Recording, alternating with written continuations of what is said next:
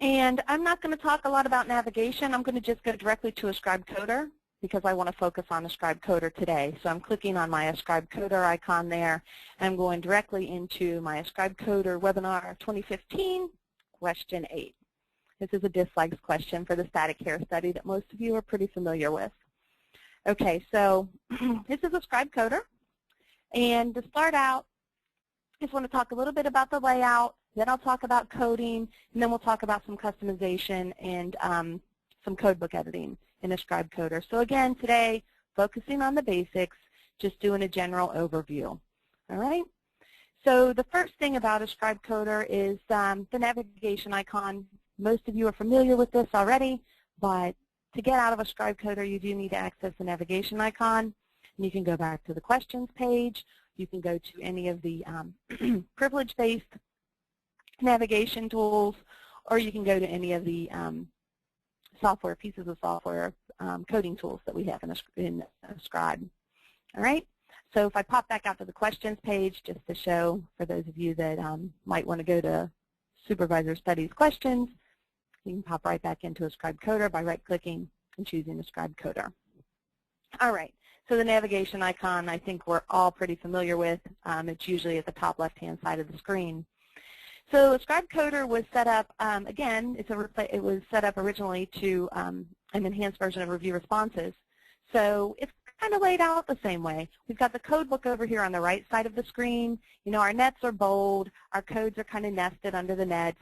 You know, very, very similar to review responses. All right. The left side of the screen is going to be our responses. So our responses will be returned over here. And then the bottom pane down here is our question information.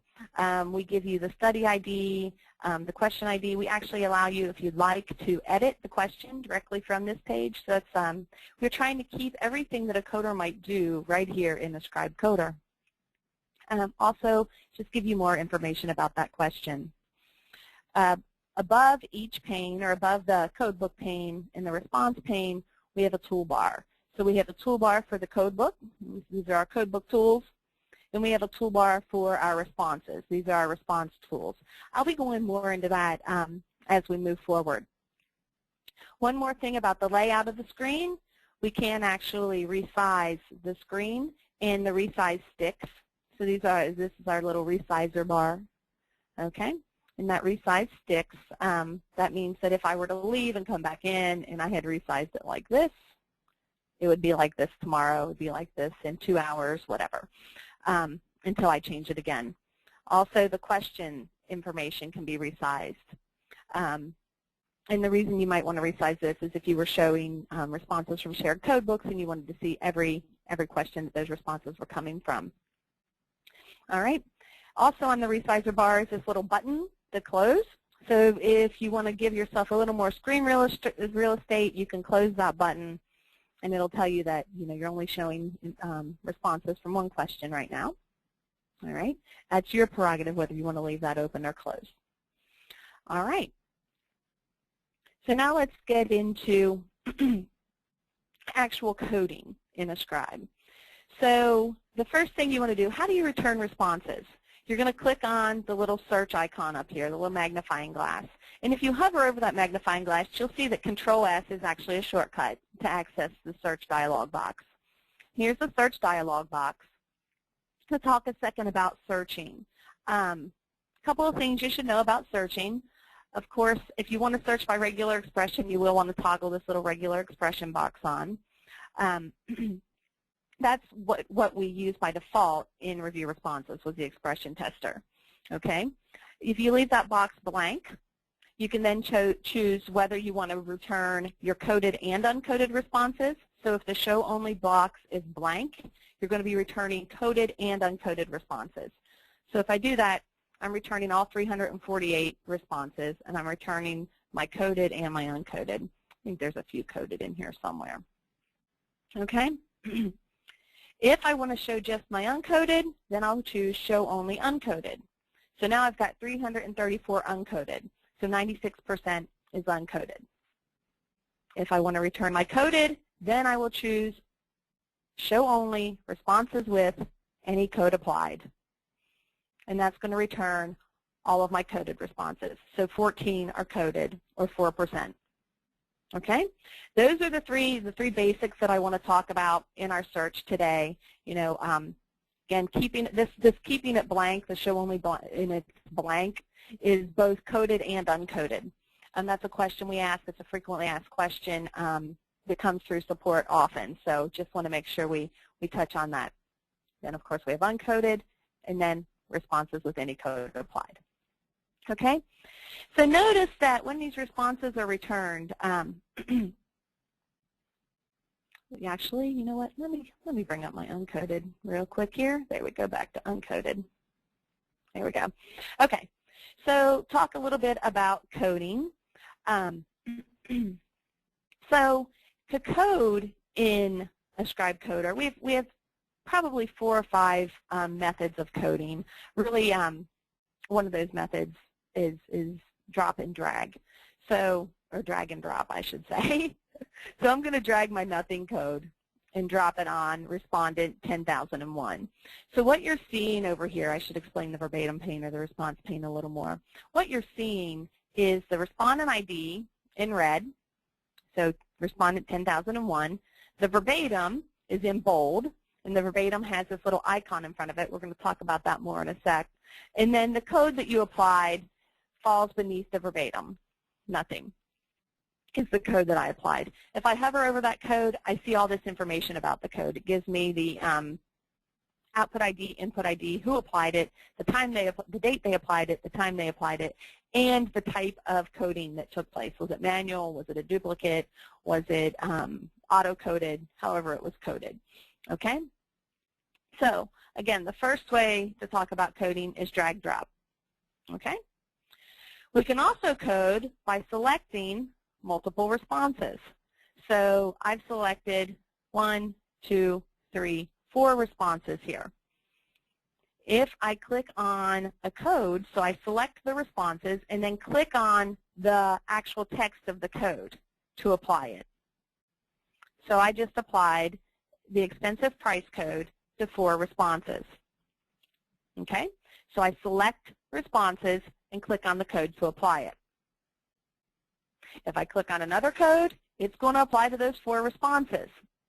Now I can actually undo what I just did by right-clicking and hit Remove Last Codes Applied and OK, and it removes those 4 responses that I just applied. All right, so one of the things to pay attention to is that as you're selecting responses, we keep a count up here to tell you you've got 4 responses selected. Okay?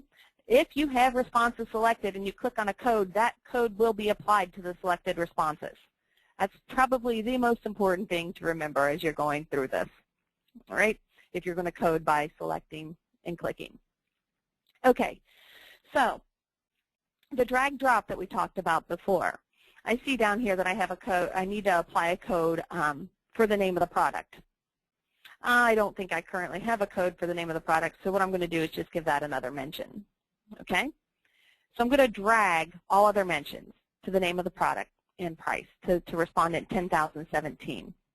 Notice that in drag drop, it's a 1 code to 1 response coding action. Okay?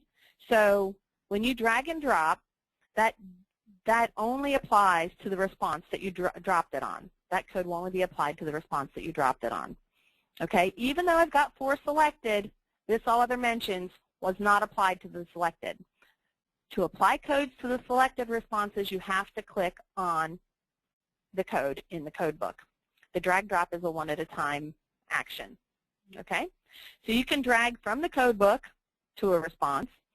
You can also drag from one response to another. So I can drag this nothing code down here. And notice again that that nothing was only applied to the response that I dropped it on. Okay?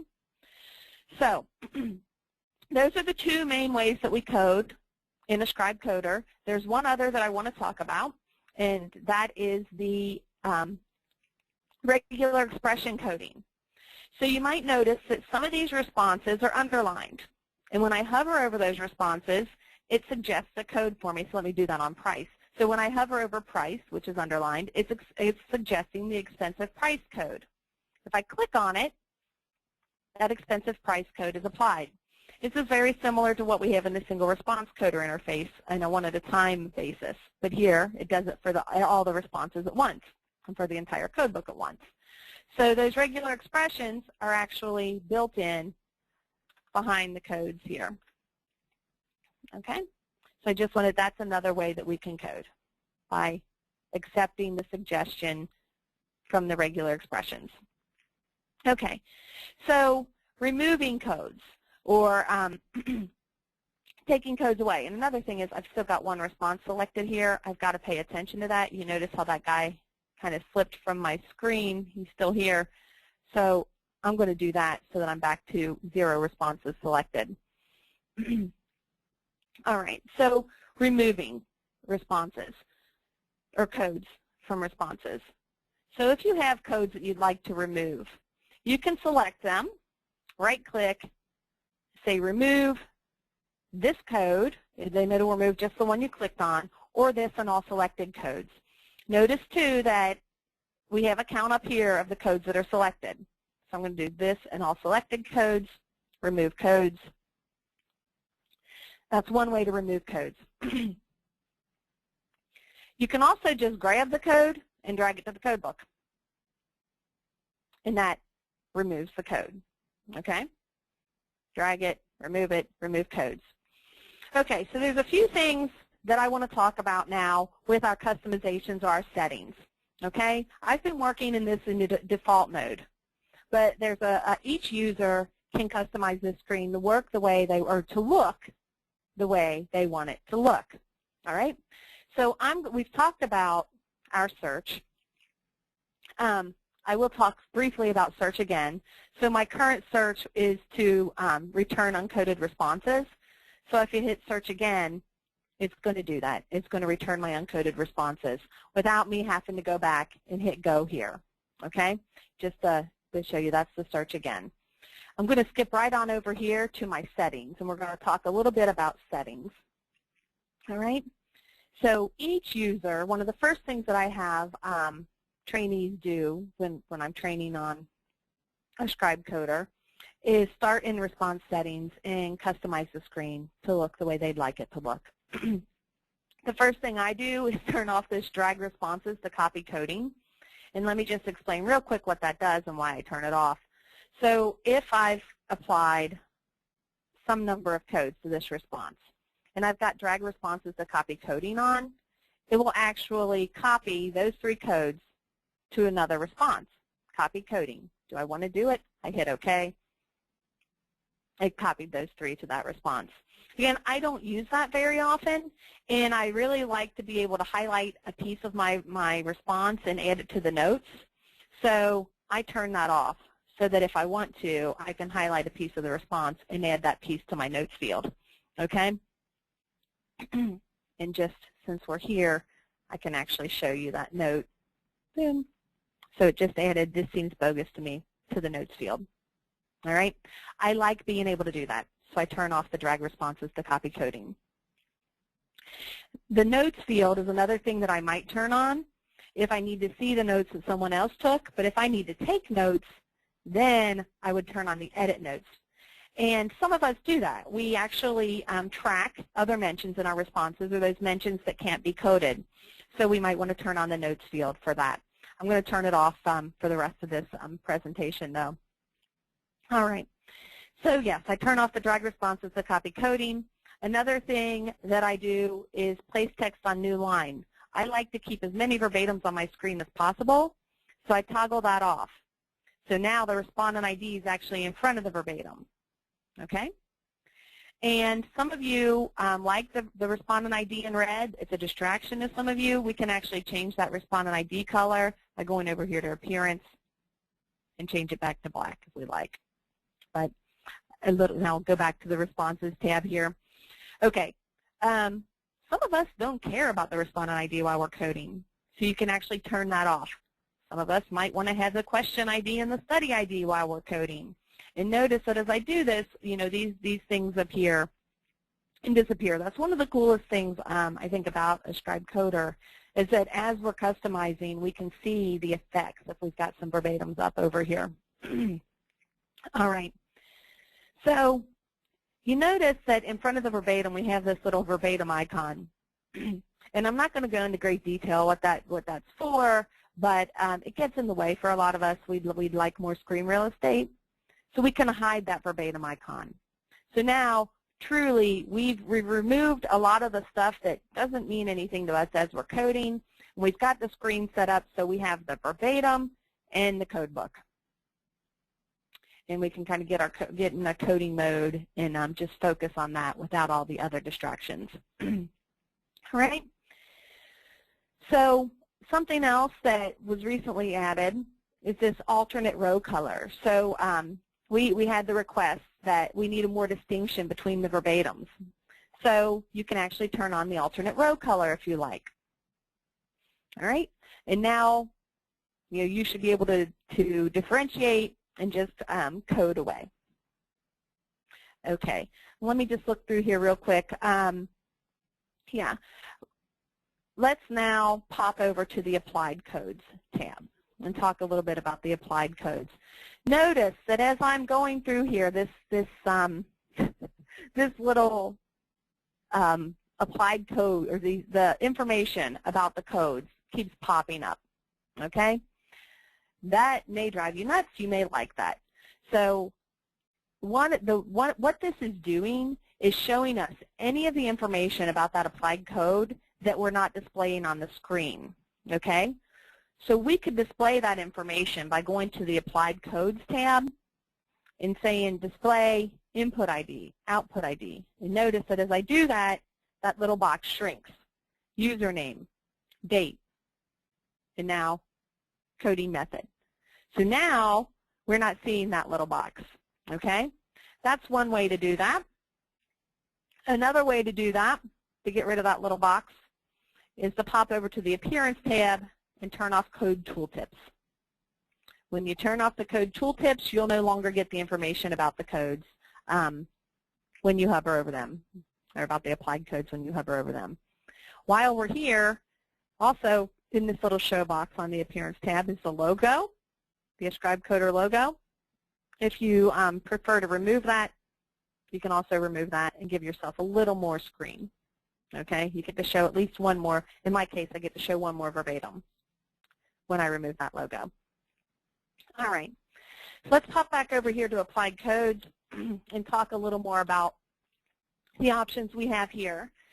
So I'm going to leave my output ID here because I like to see my output ID when I'm coding. I'm also going to turn on this Remove Codes button. I like having that because, I don't want to have to go. For me, dragging the code to the code book it doesn't feel, it's not the thing I like to do. If I want to remove a code, I can actually click on the little trash can and hit Remove Codes. Trash can, remove codes. Plus, it reminds me of Oscar the Grouch from Sesame Street, so I like that. Remove code. Now, you'll notice, again, another thing here. We've got this prompt for confirmation when removing single codes. A lot of times when we're working, we don't want to confirm every single code we're removing, so we can turn that off. And now, when I click, the codes are removed. Okay?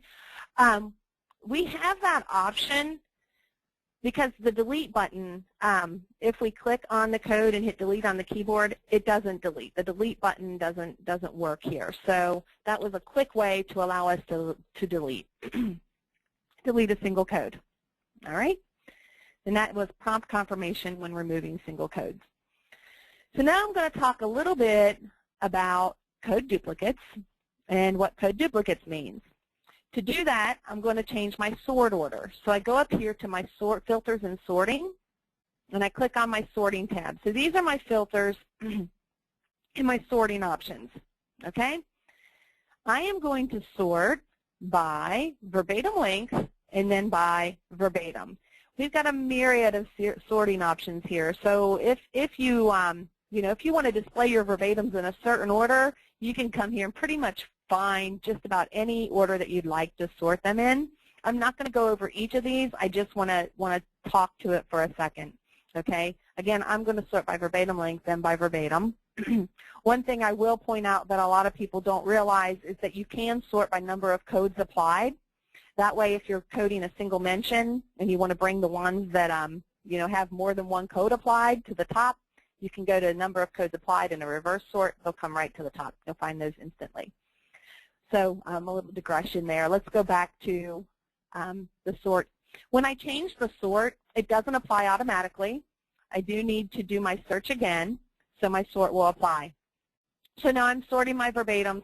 And you can see here, too, anytime we hover over our little statistics area here, we'll get this little flyout that tells us about our current search. It tells us about our sort. It'll tell us about our filter. Gives us all the information about the verbatims that are displayed. Okay? All right. So back to code duplicates. Notice that I've got quite a few nones here. And I can code those one at a time if I like, or I could select each of them and click on the code if I like. I could even right-click and say select all same, right, and apply that code. Okay? But those are all kind of manual and maybe not the way we'd like to do it. So what I can do is turn on code duplicates. And I'm going to turn on code duplicates all, which just means that any time that I code a duplicate, even those responses that I'm not currently displaying that are duplicates will be coded. Okay? You do have also the option for just coding the displayed responses, coding the duplicate displayed responses. Okay? So in this case, with this nothing, let me just click on it. I'm going to take the suggestion, and you'll notice that it tells me up here that last coded was 41. So there were 40 duplicates, and you can see that here if you look down to like the 5th item in this flyout. Total last coded 41. Duplicates last coded 40 because I coded one response. They're actually 41 coded. So you can always see how many you last coded up here, okay? So again, the code duplicates will only code exact text matches. You'll notice that the nothings with a dot behind them were not coded because, again, it has to be an exact text match. So I can code these guys. There we go. All right. So that's how code duplicates work. It's up to you whether you turn that on or not. We've got a cool feature coming out on Friday that actually allows us to search for distinct verbatims. And I'm not going to go over that today in detail, but it actually puts all the verbatims together that are duplicates. So it makes that even a little more easier. Okay. So let's go ahead and talk about the Appearance tab a little more and what we have displayed on the screen here. So some of the feedback we had is that the toolbar up here is too busy and we're not using all these tools, so why are we displaying them all? So on the Appearance tab, we have the option to remove some of those tools. So we can remove the print tool, we can remove the filters and sorting tool, the little funnel, we can remove the sources tool, which allows us to grab questions from shared code books. We can remove the word list, right? And then we can actually remove our search counts and we can remove our search settings. Our search settings just tell us, is there a new search, and that's actually a shortcut to the search. This is actually a shortcut to the sorting, and then tells us how many were last coded, okay? And if we click on it, it shows us those last coded. All right? So one of the things, it's up to you what you want to show. I do just about always leave the search results counts because I like to know how many responses I have selected. I like to know how many codes I have selected. I like to know how many responses I've returned. All right? These three tools, the search, search again, and the settings are always, always, always in your toolbar. If you have hidden those tools, you can still access them. You can access them through the navigation icon, clicking on Tools, and Print. And there it is. There's your print option. Okay? While we're on our print option, just a little what you can do with this. The print option allows you to export responses. Okay? And that export depends on your response settings. So if you want to export the question ID, study ID, question ID, and respondent ID, you can turn all of those on. Okay? And then if we go back to the print option, we can print selected responses. I don't have any selected, but that's okay. The displayed responses, so all 325 displayed responses, all responses for the current questions, and there's an S on that just in case you're showing responses from shared code books. And you've got multiple questions represented here. All responses for current studies, and then responses for code selected in the code book. And you can output these either to Excel or Word, and when you output it, again, there's a column for everything that you're showing. So study ID, question ID, respondent ID, verbatim, output ID, and description. So code output ID and code description, since I'm showing both of those. The verbatim reviewed always shows up. A lot of times we'll just delete that out of there. And you have just a verbatim report for those responses that we're showing. Okay? All right. So again, these tools, if you're not using them all the time, you can turn them on or off through the appearance tools options. Another thing that we can do is change the font of our verbatim, translation, transcription, notes, related responses, applied codes, and then everything else. Okay? The and everything else, notice that I changed it's all the other things we're displaying. Okay? There we go. All right. So the verbatim by default is, actually everything by default is in Calibri. That is the most legible font on today's monitors. And the size is 12. The verbatim is automatically in bold. If you don't like to read the verbatim in bold, you can turn that on or off. Again, you can just customize this to look and feel the way you want it to look. Okay. So now we've talked quite a bit about coding. I do want to talk about swapping, so I'm going to bring up my coded responses. Okay, and let's say that I was told, and I'm going to change this because it's a little overwhelming to have my study ID, my question ID, and my respondent ID there. Okay, so let's say that I was told that I need to swap my nothing code that's applied to the NA for don't know. I can do that by selecting the codes that I want to swap, okay, and then grabbing the code that I'd like to replace it with and dropping it on the code. And it's going to swap those out. Since I had code duplicates on, it swapped them all. But I should tell you that here, if I decide I want to swap all of these guys for a certain code, okay, I can select them all and then pull that code over and swap them out. Okay, so that's how the swap works. All right, so now we'll talk for a second about the codebook side of the screen. Let me see how much time I have here. Oh yeah, we're doing well. Okay, so the codebook. You'll notice the first thing about the codebook tools up here is the lock, okay? With the Codebook Lock, there are some things that we can do. We can add a new code. So we can right-click. Let's say we need to add a new code about makes hair dirty. We can right-click, insert code, and then, that was funny, makes hair dirty, or leaves hair dirty, whatever. I'm losing my coding lingo there. Leaves hair dirty. All right, so I can add a new code. I can edit the properties of any code. The new code I added, I can make it red if I like. I can add an expression for it if I like, dirty. Okay. So I can do that. I can right-click on that and say search expression, and it would bring up any uncoded responses that have dirty, if I did that right, that have dirty in it. All right. Actually, it's bringing up the responses with any code applied that have dirty because I had left it that way. There we go.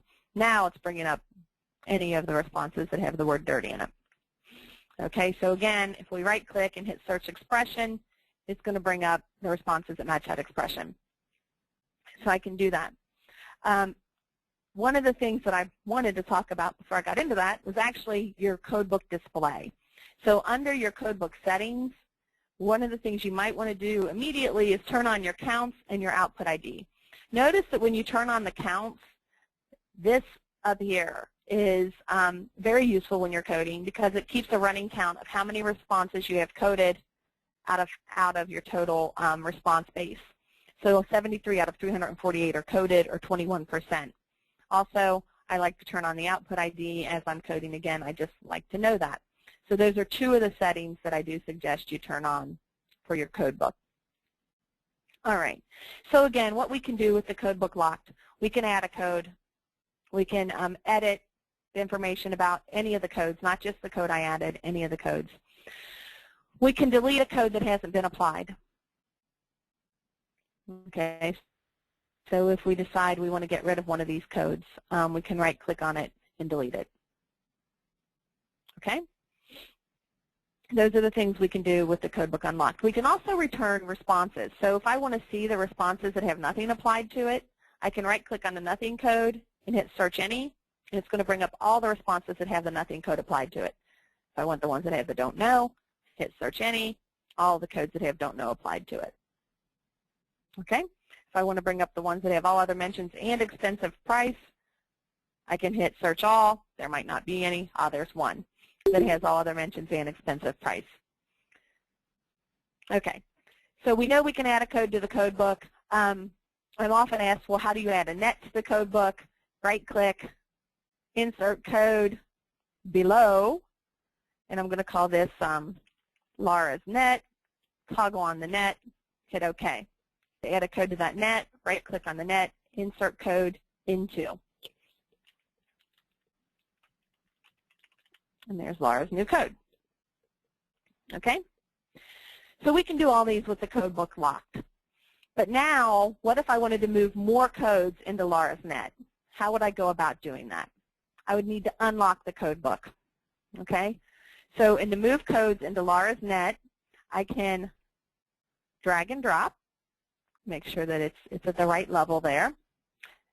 I can drag and drop individual codes, or I can select multiples. Okay? So notice again, I've got a count up here. I've got 3 codes selected now. Right-click on Laura's net, move selection into, and it'll put those 3 codes, take them out of their current nets, and move them into Laura's net.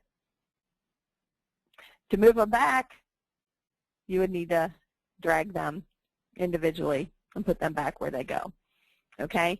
This method of moving takes a minute to get used to, but it's very, very useful when you're trying to restructure a code book. And again, what you do is select the codes that you'd like to move, click on the code you'd like to move them below, and then hit Move Selection Below. If you're moving them into a net, click on the net that you'd like to move them into, Move Selection Into. All right? So that's how we move multiple codes.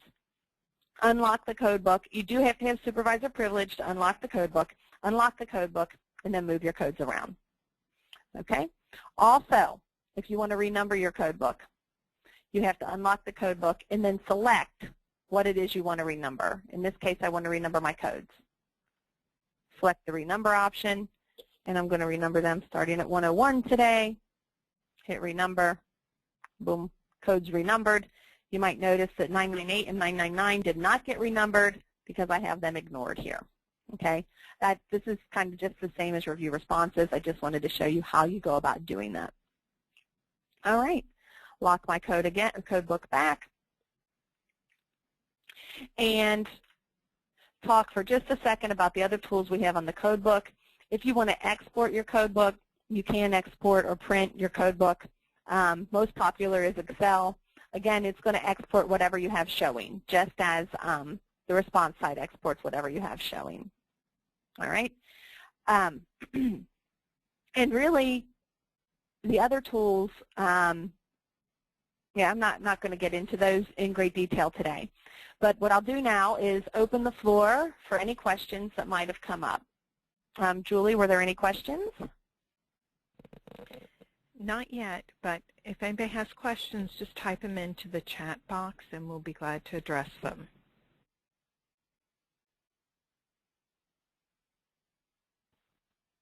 All right.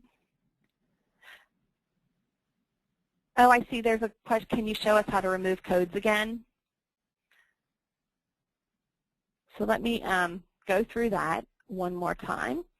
So to remove codes, I'm going to bring up codes with any code applied, hit OK. And you can remove a code. So I've turned on, again, I've turned on the little remove code button, okay? And you can remove codes. You can remove codes by clicking on that remove code button. You can remove codes one at a time this way, okay? You can select multiples. Well, these are duplicates. I've got my duplicates on. You can select multiples and right-click and say remove this code or remove this and all selected codes. But again, because I have duplicates on, it's going to tell me, hey, you got some duplicates. You've got 3 selected and 45 duplicates. Let's remove those. So you can remove codes that way. One of the things you can do is select all your responses and then right-click and select all codes in the selected responses. This is a really good way to completely remove all of your codes. And then right-click, remove this and all selected codes. Then all your codes are removed. And now everything's uncoded, which is fine. But if you're applying codes, let's say that you inadvertently, you've got you got a number of things selected here, right? And you're up here, and you're like, you know what, that gets the nothing code. And you click on the nothing code. And really, I really like to have, not that. Sorry. I like to have that on so I know how many I last coded. So it tells me I last coded 61. I'm like, oh no, I maybe didn't want to code 61. So when I do something like that, I can right-click and say remove last codes applied, and it would remove just the last codes I applied. But if I wanted to completely uncode all of those responses I last coded, I could do that as well. Okay? So it just removed all of those last codes I applied. So those are a few of the ways to remove codes. All right. Anything else come up, Julie? No, Laura. All right. Okay. If there are any other questions or anything else that you'd like to talk about, just let me know, and we'll go over it. Looking forward to having any feedback from you, and we will be doing this webinar again today at 2. The recording of this webinar will be published on the YouTube account. Thank you again for your time today. See you soon. Bye, everyone.